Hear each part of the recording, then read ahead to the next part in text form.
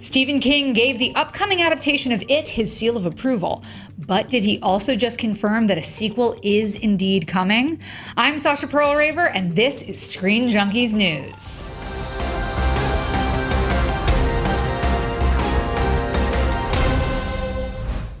What do The Shining, 1408, Dreamcatcher, Graveyard Shift, and Needful Things all have in common? If you answered that Stephen King went on the record as having not been a fan of how his work was adapted for the screen, then go ahead, give yourself 100 points. However, the author did recently see a screening of Andy Muschietti's upcoming remake of It and gave it the Twitter equivalent of 2 very enthusiastic thumbs up, saying, quote, Andy Muschietti's remake of It, actually, it's part 1, The Losers Club, succeeds beyond my expectations. Relax, wait, and enjoy, end quote. Now, if you caught that parenthetical, you are not the only one. Here to discuss with me are the friendly clowns from the bottom of my drain, DJ Wooldridge and Danielle Radford. Hello. Hello. I feel as if we should start this little video with a trigger warning. Clowns ahead, y'all. So many clowns ahead. Okay, the master. Friendly clowns. Friendly fun. Friendly fun time. Careful. Nope. We've got the master of the macabre, Yes. Stephen King, Yes. saying not only does he like it, but part 1. Very, very clearly, he's like, part 1. The book is broken down into 2 parts, basically. There's the children, and then there's the adults. We knew that Cary Fukunaga, when he was signed on, was going to do this as 2 movies. Yes. What are we hearing here, Deej? Well, I think the book is pretty clearly divided in 2 because you have the part where they're kids, right, and then they're grown-ups dealing with evil, angry clown man. Pennywise, that's the character's name. And so it's like, just don't say it 3 times. Is that the rule? Trigger warning. Don't say Pennywise 3 times. Got it. So that's an easy divide that you could make 2 movies out of. Right? Absolutely. No. Absolutely. And producer Dan Lin said in an interview with Collider, quote, the book we really broke down into 2 parts. The first part is this movie, and if audiences react to this movie in the way we hope they will, and I think they will, then we'll be able to tell the adult story as well. What do you think, Danielle? Where do you think we're heading toward? And the fact that he said this publicly already, is he just sort of saying like, how much do you want it?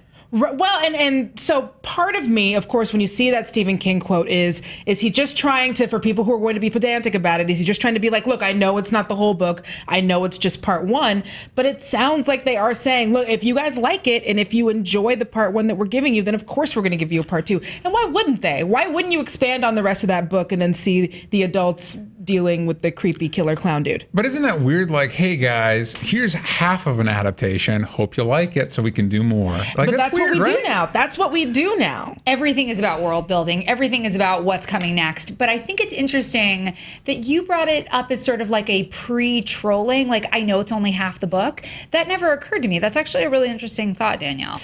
But I think that the movie's success will largely be predicated on how scary it is. Right. Right? Yeah. Because, like I'm saying, like, this is a movie that terrified me as a child. Yeah. Yes. Even like the itsy bitsy spider has a negative connotation for me now because of the TV movie, because it started with a kid going, Yeah. creepy kids I now have an issue with. Spiders. So the sequel you might be down for because there'll be less creepy kids. They'll be all adults. No, I'm still totally freaked out. I'm totally freaked out by the entire thing. But children, as we all know, are truth-sayers. And there was an interview in Interview Magazine between Alexander Skarsgård and his brother Bill Skarsgård, who plays Pennywise. And if you want to know if this movie is going to be scary, here is what we know. Bill Skarsgård said they were setting up a scene and they brought in some children. Some of them were really intrigued and some couldn't look at me and some were shaking. This one kid started crying. He started to cry and the director yelled, action! And when they say action, I am completely in character. So some of these kids got terrified and started to cry in the middle of the take. And then I realized, holy beep, what am I doing? What is this? This is horrible. She's traumatizing children. Now, number 1, that is scary that the children walk in and they're like, we're in a make-believe. What does that make you feel for this upcoming film, Danielle Radford? Well, it definitely, look, if I was one of those kids and I saw that dude, I would have been freaking out too. if I was one of those kids and I saw a regular clown, I was still not a huge fan. I would not have been okay with that if I was a kid. I love, it tells me so much that he says that, like, even as soon as he saw the kids, as soon as you hit action, he becomes Pennywise. So that tells me right there that we're getting somebody who was committed to the creepifying of children in this character. Oh, how about Muschetti too, being like, "There's a child crying, action, action, roll cameras, go roll now, cameras, go before it stops, go before it stops, go. Close up, zoom in, cry. Deej, can you Single tear. do you remember another actor who was in the middle of like going method and doing a character and realized in the back of their head like, "Whoa, I'm traumatizing children right now"? Have you ever heard of an actor having that experience, like an existential crisis mid-scene? No, I haven't heard that. Usually they get off on it, like they just send like they send dead animals to their co-stars and stuff like that to like up the creep factor. Yeah. I don't know, but it does raise a question for me is, so they're having the kids in the first half and they're having the adults in the second half. Does that immediately relegate them to having the second half being significantly less scary? Because when you're watching kids, you remember yourself as a kid and the thing that scared you as a kid, and the world's scarier when you're a kid. So with the adults, will it not be as gripping? Like that guy walks on the set, I doubt adults are crying when he's...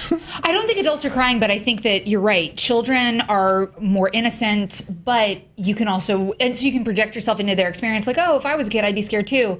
But I am an adult, and I am still freaked out by stuff like that. Well, actually, that's a question. Are you guys afraid of clowns? I don't like clowns. I've talked about it on videos about this before. I do not like clowns. Pee-wee's Big Adventure ruined clowns for me. I'm not like scared of clowns because I'm a grown woman. But I don't like them, and I was afraid of them as a kid because there was, you know, that whole scene with the bike surgery and with the clown holding like the chain.